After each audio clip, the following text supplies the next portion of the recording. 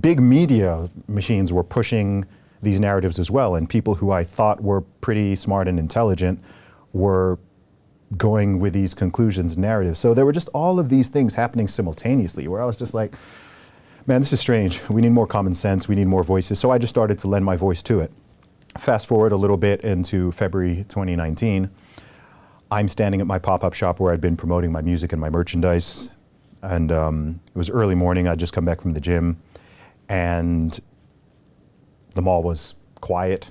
It's like 9:30 a.m. in the morning. Not a lot of people are out shopping yet. So I'm just scrolling through my social media feeds. And I see two different stories of males competing in female sports in the USA and winning medals. And I'm just like, this is so stupid.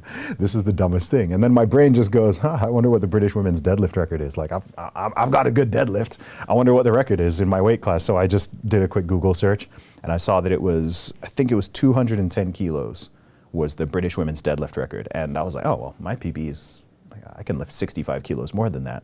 And I actually already had a video on my phone from one of my previous sessions of me pulling 230.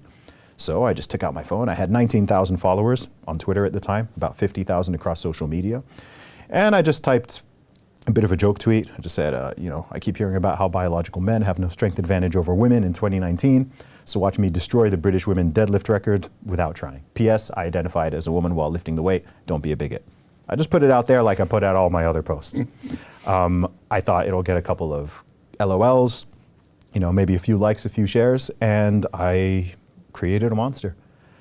Within a matter of hours, the video had over 100,000 views, and then 200,000, 400,000, 500. It went up to multi-millions of views. By the following day, I was being contacted by mainstream media channels, the Sunday Times, BBC, Sky News, Fox News. Hey, we want to talk to you about your deadlift tweet. We want to talk to you about transgender women competing in women's sports. We want to talk to you about why you posted this. And I just said yes to everything. Every offer, every radio slot, every TV slot, any podcast that wanted to talk to me, I was just like, sure, I'll talk to you. And initially the conversations were focused very much around that issue, which was actually very being hotly contested at the time because the Olympics was going to be coming up the following year, the 2020 Olympics, which I believe ended up being delayed because of the whole pandemic situation. Yeah. But it turned out the timing of that post actually hit the intersection of a lot of things that were going on. So the tweet went viral in all of these different worlds. It went viral in the political world. It went viral in the sort of social, cultural commentary world. It went viral in the feminist spaces of the internet. It went viral in the whole weird trans community thing. Any country that had been having this debate around transgender ideology, female identifying men competing in women's sports, whatever, it just blew up. And I think because at this time, 6 years on now, a lot more people are willing to discuss this issue and talk about it. But you have to remember that in February 2019, it was not a popular position to speak out or even question some of this stuff. We saw something very similar happen the next year with a different issue.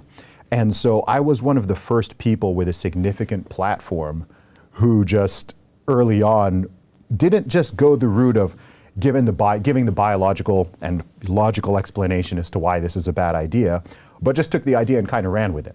So instead of, yes, I can obviously explain to someone why it's stupid to have males compete in women's sports, but I'm just going to take your logic and I'm going to run with it.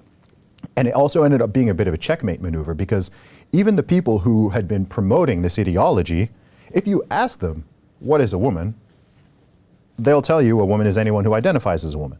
And if a man identifies as a woman, he's a woman. That's been their whole narrative. That was the Caitlyn Jenner narrative.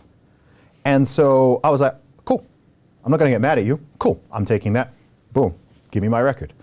And so it was this checkmate move where you either had to go, well, okay, this person is not actually a woman and this is silly, or you have to acquiesce and go, oh, well, I guess if she identifies as a woman, then this is valid.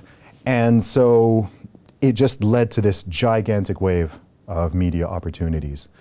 Joe Rogan discovered it, talked about it on his podcast, invited me on. Tucker Carlson, when he was still working at Fox News, he did a whole segment on it. Ben Shapiro did a segment on it, Steven Crowder, like all of these people, predominantly in the more conservative media space, they, people across the world thought it was hilarious, right? Like even people on the more left and progressive side, like it was just such a, I think the post just kind of nailed it.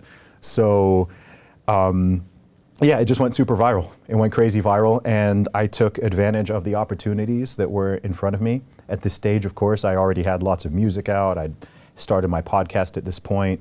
I'd built up a good presence on social media, so it wasn't like the tweet came from someone who had nothing else interesting about them. So when I was able to do these interviews and speak about other issues and so on, people were like, oh, okay, this guy's smart. Oh, he's got an interesting background. He's a British guy from, British Nigerian guy raised in Saudi Arabia, studied at Oxford University, a musician, so on. So people got to know me, people got to know my personality, and 6 years later on, here we are. People still want to talk to me.